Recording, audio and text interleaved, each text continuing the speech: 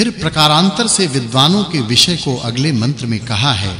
भावार्थ इस मंत्र में वाचक् लुप्तोपमा अलंकार है। हे मनुष्यों, जैसे वायु के सहाय से अग्नि अद्भुत कर्मों को करता है, वैसे धार्मिक विद्वान के सहाय से मनुष्य बड़े-बड़े उत्तम काम कर सकते हैं। अब राज विषय को अगले मंत्र में कहा है। भावार्थ जो पुरुषार्थी जन डाकू आदि दुष्टों का निवारण कर श्रेष्ठों की रक्षा के निमित्त इकट्ठे करें, वे जगत के बीच ऐश्वर्य को पाते हैं। अब दान देने के कर्म का विषय अगले मंत्र में कहा है। भावार्थ हे मनुष्यों, तुमको उत्तम विद्वानों के लिए अभिष्ट दक्षिणा और विद्यार्थियों के लिए शिक्षा देनी चाहिए, जिससे देने और लेने वाले फलयुक्त हों। इस सूक्त में विद्वान, सूर्य, परमेश्वर और राज्य दात्र कर्म का वर्णन होने से इस सूक्त के अर्थ की पिछले सूक्त के अर्थ के साथ संगति समझनी चाहिए। यह 15वां सूक्त और 16वां वर्ग समाप्त हुआ। अब 9 ऋचा वाले 16वें सूक्त का आरंभ है। उसके प्रथम मंत्र में बिजली के विषय को कहते हैं। भावार्थ इस मंत्र में उपमा अलंकार है। जैसे अग्नि और विभाग आदि कर्मों का करने वाला बिजली रूप अग्नि युक्त के साथ संयुक्त किया हुआ बहुत ऐश्वर्य को उत्पन्न करता है, वैसे सत्पुरुषों की प्रशंसा सबकी श्रेष्ठता के लिए कल्पित की जाती है। फिर उसी विषय को अगले मंत्र में कहा है। भावार्थ हे मनुष्यों, जितना स्थूल वस्तु मात्र संसार में है, उतना समस्त बिजली के बिना नहीं है। उसको प्रयत्न से तुम लोग जानो। अब विद्वानों के विषय को अगले मंत्र में कहा है। भावार्थ जो मनुष्य अग्नि आदि पदार्थों से युक्त शस्त्र अस्त्र आदि पदार्थों को सिद्ध करते हैं, वे तिरस्कार को नहीं पहुँचते, और जो लोग आकाश, समुद्र और पहाड़ी भूमि में भी रथों को चलाते हैं, वे सुख से मार्ग के पार होते हैं। भावार्थ इस मंत्र में वाचक् लुप्तोपमा अलंकार है। जो प्रथम से अपनी बुद्धि को उन्नति देकर विद्वानों का सत्कार करते हैं, वे सब जगत में सत्कार युक्त होते हैं। अब सूर्य विषय को अगले मंत्र में कहा है। भावार्थ जैसे मेघ सूर्य से उत्पन्न होकर पुष्कल अन्न का निमित्त होता और सब प्राणियों को तृप्त करता है, वैसे विद्वानों को होना चाहिए। फिर विद्वान के विषय को अगले मंत्रों में कहा है।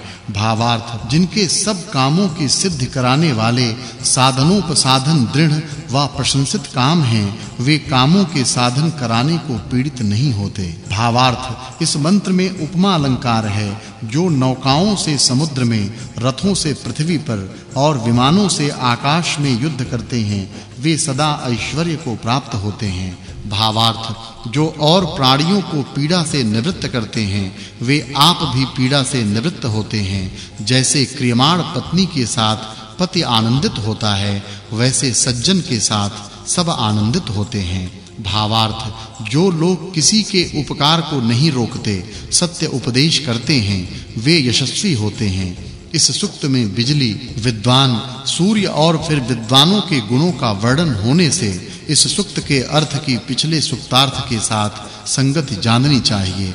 यह 16वां सूक्त और 18वां वर्ग समाप्त हुआ। अब 9 ऋचा वाले 17वें सूक्त का आरंभ है। उसके प्रथम मंत्र में सूर्य के गुणों का उपदेश करते हैं। भावार्थ हे मनुष्यों, जिस जगदीश्वर ने समस्त भूगोलों के धारण करने को सूर्य मंडल बनाया, उसका सदा ध्यान किया करो। अब ईश्वर विषय को अगले मंत्र में कहा है। भावार्थ जो जगदीश्वर धारण करने वालों का धारण करता, बलवानों का बलवान, बड़ों का बड़ा, पूज्यों का पूज्य है, उसकी सब उपासना करें।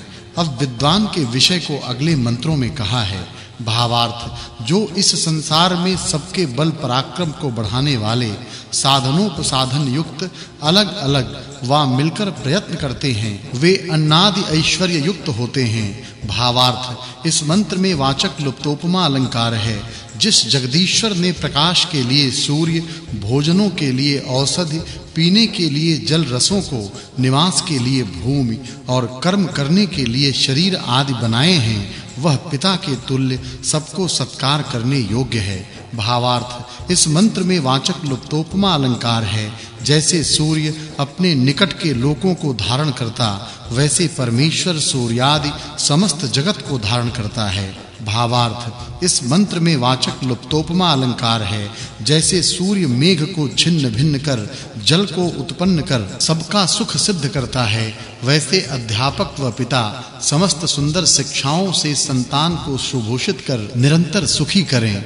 अब विदुषी के विषय को अगले मंत्र में कहा है। भावार्थ इस मंत्र में उपमा अलंकार है। जो कन्या विद्या को पढ़कर गृहाश्रम को प्राप्त हों, वे सत्कार करने योग्यों को सत्कार कर और तिरस्कार करने योग्यों का तिरस्कार कर पुरुषार्थ से ऐश्वर्य को बढ़ावें। अब विद्वानों के विषय को अगले मंत्र में कहा है। भावार्थ जैसे मित्र मित्रों की स्तुति करते हैं, वैसे पढ़ने वाले पढ़ाने वालों की प्रशंसा करें और एक दूसरे की रक्षा से ऐश्वर्य की उन्नति करें। फिर विदुषी के गुणों को कहते हैं। भावार्थ हे विद्वानों, जो धर्मात्मा विदुषी व पंडितानी स्त्रियां हों, उनसे सब कन्याओं को सुंदर शिक्षा दिलाओ, जिससे कार्य विनाश न हो। इस सूक्त में विद्वान और विदुषियों के गुणों का वर्णन होने से इस सूक्त के अर्थ की पिछले सूक्त के अर्थ के साथ संगति जाननी चाहिए। यह 17वां सूक्त और 20वां वर्ग समाप्त हुआ। अब 9 ऋचा वाले 18वें सूक्त का आरंभ है। उसके प्रथम मंत्र में यान विषय को कहते हैं। जो मनुष्य यान से आने जाने को चाहें, वे निर्विघ्न गति वाले हों। फिर उसी विषय को अगले मंत्रों में कहा है। भावार्थ विद्वान जन और बिजली रूप अग्नि को रथों में अच्छे प्रकार युक्त करें, तो यह समस्त यानों को सब गतियां चलाता और विजय का हेतु होता है। भावार्थ जो बिजली रथ को सिद्ध नहीं करते हैं, वे सर्वत्र न आप रम सकते हैं न दूसरों को रमा सकते हैं। भावार्थ जो अनेक अग्नि आदि पदार्थों से उत्पन्न किए हुए यंत्रों से चलाए हुए यानों में स्थिर होकर जाते आते हैं, वे स्तुति के साथ प्रकट होते हैं। जो धार्मिकों के साथ विरोध नहीं करते, वे विजयी होते हैं। भावार्थ जैसे 20 30 40 60 70 बलवान घोड़े एक साथ जोड़कर यान को शीघ्र चलाते हैं, उससे अधिक वेग से अग्नि आदि पदार्थ यान को ले जाते हैं। भावार्थ जो औषधियों के सेवन और सुंदर पथ्य से निरोगता से आनंदित होते हुए 100 प्रकार के यानों और यंत्रों को बनाते हैं, वे नीचे ऊपर जा सकते हैं। अब पदार्थों के विषय को अगले मंत्र में कहा है। भावार्थ सब सज्जनों को सबके प्रति ऐसा करना चाहिए कि जो हमारे पदार्थ हैं, वे आपके सुख के लिए हों। जैसे तुम लोग हम लोगों को आनंदित करो, वैसे हम लोग तुमको आनंदित करें। अब ईश्वर और विद्वानों के विषय को अगले मंत्र में कहा है। भावार्थ जो सत्य प्रेम से जगदीश्वर व आप्त विद्वानों को प्राप्त होने और सेवन करने की कामना करते हैं और उसके विरोध की इच्छा नहीं चाहते हैं, वे विद्वान होकर ज्येष्ठ होते हैं, अर्थात अति प्रशंसित होते हैं। अब ईश्वर और उपदेशकों के गुणों को कहते हैं। भावार्थ जो ईश्वर और आप्त विद्वानों की शिक्षा मनुष्य को प्राप्त होती है, वह शोक रूपी समुद्र से अलग करती है और बहुत ऐश्वर्य का भी